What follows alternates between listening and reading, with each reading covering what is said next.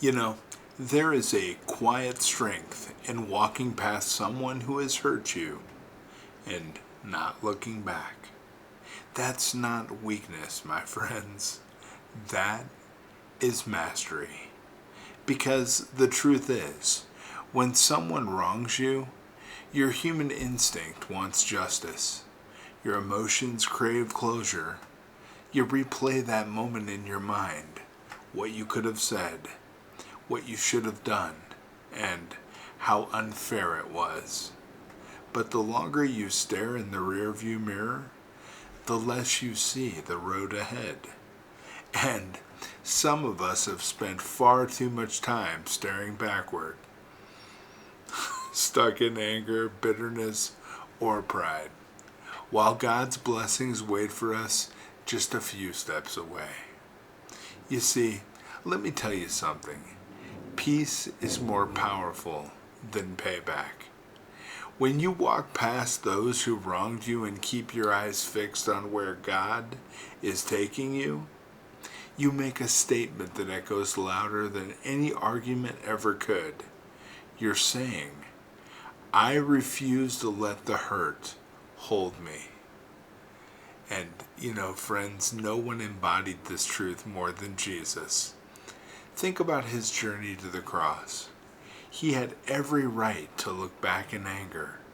He was betrayed by Judas, denied by Peter, abandoned by his friends, and mocked by the very people he came to save.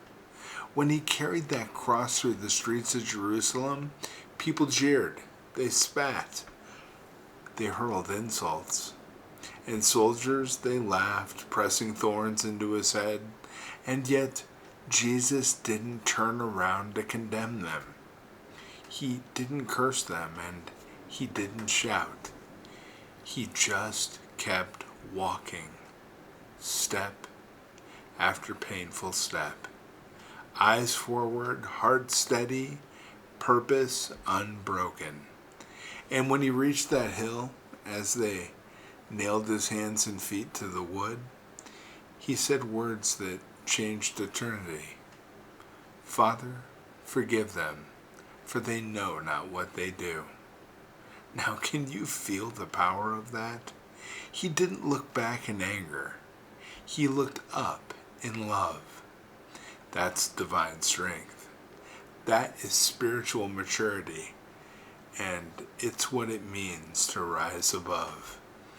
You see, friends, forgiveness isn't about pretending it didn't hurt.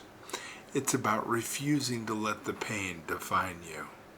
When you forgive, you reclaim your power. You break the chain that ties you to what they did. Maybe someone has betrayed you.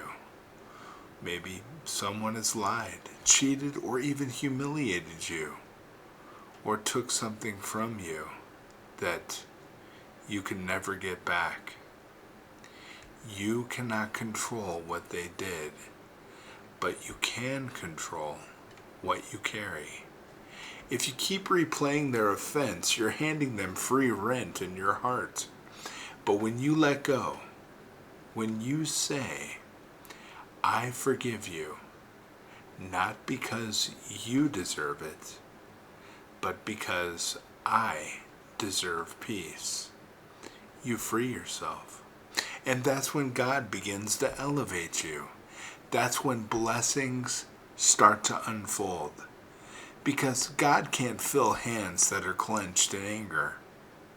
When you walk past those who wronged you, keep your composure. Smile if you can. Stay silent if you must. But whatever you do, don't look back in anger. Because the same God who saw your pain will handle your justice. The same God who watched you endure will lift you higher. And the same people who tried to break you will one day see the glow of the grace you choose. When you walk past them, remember, you're not walking away. You're walking toward something better. Jesus didn't look back because his mission was ahead of him, not behind him. And so is yours. So my friends, every time you let go of bitterness, you make room for healing. Every time you choose grace over revenge, you strengthen your spirit. And every time you walk forward with peace in your heart, you become more like Christ. So lift your head, straighten your shoulders, and walk forward in grace. Because God isn't finished writing your story. And the next chapter, well, the next chapter is going to make sense of everything you had to let go of. Truth. God bless you, my friends.